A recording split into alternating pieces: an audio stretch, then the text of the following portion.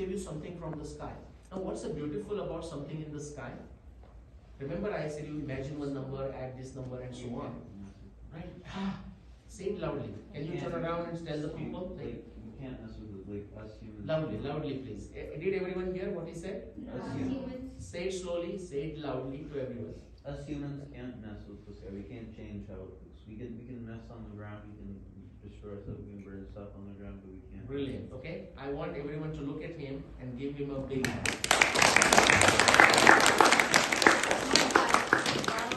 We cannot mess up with it, nobody can go there and says, let me just fix the star little bit. Yeah, you can't do that. But that's not true even come to the ground. Now, do you know what happened? Mahabharata tells us. So, when did the Mahabharata war happen? 5561 BC, more than 7,000 years ago. Both are correct answers, okay? You still get A, okay, for that. Now, Mahabharata tells us that after the Mahabharata war, after 36 years, Krishna's Dwarka, it got destroyed by flooding of seawater. Everyone knows where the Krishna's Dwarka was, approximately in India. What part of India? Gujarat. Okay. Now, right now, where you go and visit a Krishna Mandir, that is not the place. Okay, because Krishna's Dwarka is inside the ocean. Okay, all the water came and it just destroyed it. Mahabharata tells you that it happened 36 years after the Mahabharata war, which is 5561 BC. This is another trick question with a bonus points. Okay, so if the Krishna's Dwarka was destroyed 36 years after the Mahabharata war, 5561 BCE. What year is that? Hold on, someone here, yeah. So is it 5525? Okay. 5525. 5525. This was a trick question, right? Because we are talking before Common Era. So from 5561, great attempt by the way, wonderful job. Okay. So you have to come like subtract 36 from 55. So 5525. Yeah, close. Correct. Get close. Okay. And now, so now I was done with the astronomy on the Mahabharata. Now I said, let me look at this.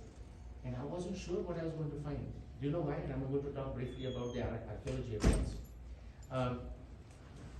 When we look for evidence, I'll come to Dwarka in a minute.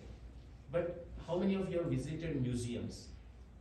Right? Especially like a nature museum, anthropology museums, yeah.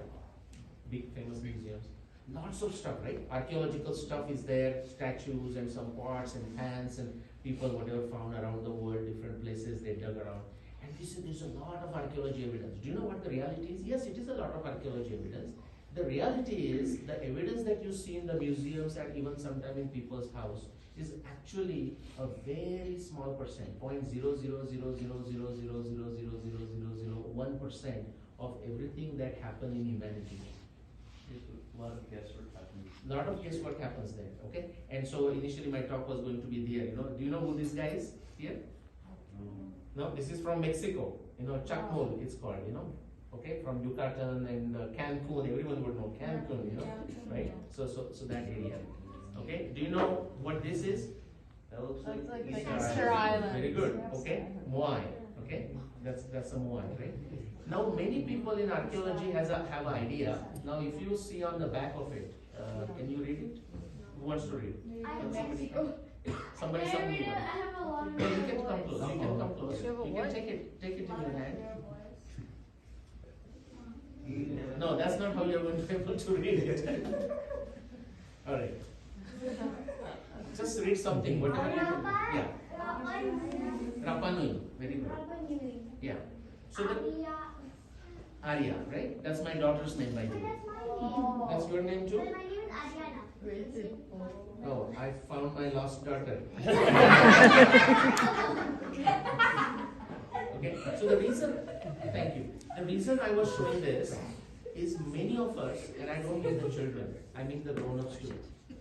Actually, more so the grown-ups. I truly enjoy doing the programs with children because the questions they ask are so fun. Wonderful question, crisp and clean, and they understand it very well too. Okay, because they are not brainwashed for most part.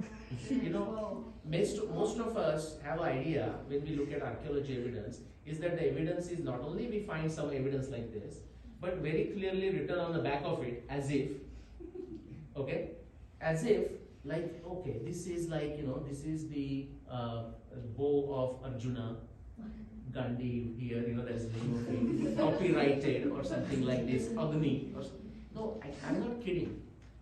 And I'm not talking of ordinary people, guys. I'm talking of archaeologists. Okay? In fact, I was thinking of different titles for my talk, tonight, and glad we did this rather than the talk I had intended. But I was thinking of a title, and I was going through it, and one of the title I thought of is something like this: what is wrong with archaeologists? Because that is exactly what happens. See, they are very good. It's a lot of hard work. They are very good at digging things. Okay? And if you have seen the documentaries, like, with a small soft brush, they will clean the stuff. Yeah. But when it comes to, now you guys are not doing Nyayadarshana, right? Only the parents? Parents. Only parents. So it's a time for testing the parents there, okay? So what happens is, Nyayadarshana, see what happens, if you want to do good archaeology, you must study Nyayadarshana. How many of you can connect that? By the way, what did you guys study in Nyayadarshana so far?